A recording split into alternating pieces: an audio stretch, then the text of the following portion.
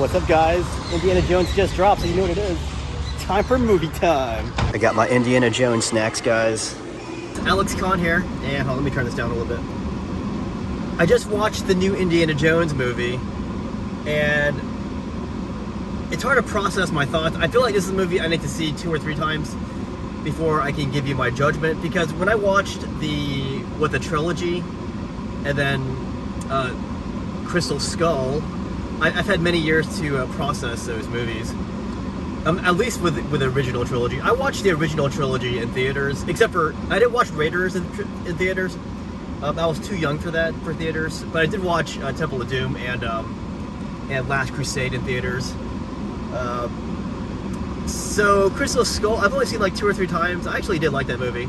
Now, how do I feel about this movie, Dial of Destiny? I've got some random thoughts going on through my head, so I'll just blurt them out as I think of them. So the movie felt a little long.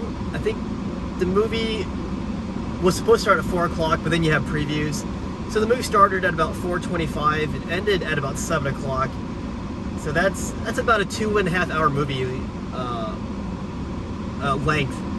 So it felt a little long, but I enjoyed pretty much every second of this movie, except for the very first part. The first part's not really a spoiler because you've seen this in the trailers, but they do show a young Indiana Jones, and to show young Indiana Jones, they use a lot of CGI. There's something about even the best of CGI that tells you it's not real. For me, it was something in the eyes. It said it wasn't real. Like maybe 20% of those shots made him look very real, but the 80% of the other shots, it looked really fake. I kind of wish they cut off the first, the opening prelude. If they cut that off and just explained the back history in exposition or whatever, then I think this would have been a better movie. I still like seeing Indiana Jones beat up Nazis, and that was cool, but it still looked really fake with his face. So, here's something else you gotta know about Indiana Jones and the Dial of Destiny, and every Indiana Jones movie, and this is something that you need to learn. Every Indiana Jones movie has something supernatural or super sci-fi about it. When it came to Crystal Skull, people thought the aliens was ridiculous and over the top, but they somehow forgot that Raiders of the Lost Ark, Temple of Doom, and Last Crusade, they all had something over the top in them. In Raiders of the Lost Ark, they had the Ark of the Covenant as a weapon of mass destruction. In Temple of Doom, they had a witch doctor who could pull beating hearts out of people's chests. In Last Crusade, they had the Holy Grail, which granted immortality. They even had a crusader who was still alive since the Crusades. You guys didn't find that ridiculous, but you thought aliens were ridiculous? I gotta say, the chances of aliens being real versus someone immortal, I would say the thought of an alien being real is a lot more realistic than some guy living like in a limited amount of years. Sorry, I'm really tired. The way I'm wording things is kind of awkward. Dial of Destiny is no different. There's something so far over the top in this movie that I know a lot of you guys are not going to accept. I know for a fact a lot of you guys aren't going to accept it. But just go back to the previous movies. You got to remember, every movie in Indiana Jones had something so ridiculous and over the top.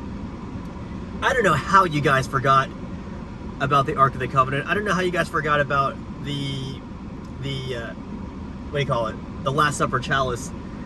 I don't know how you guys forgot about the witch doctor. You got to accept that.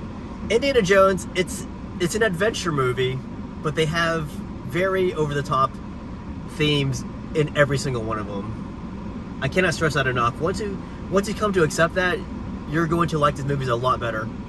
And this is coming from someone who's watched the original trilogy in theaters. Yes, I'm pretty old. Not old enough to have seen Raiders in theaters, but I did watch Raiders on Betamax. That's how old I am. We never treated those movies like they were sacred. we treated these movies like they were movies. They are not some kind of sacred artifact that can't be touched. They are meant as pieces of entertainment. Another big thing that really irked me about you guys, before the movie even came out, there were reviews about this movie from people who have not seen the movie yet.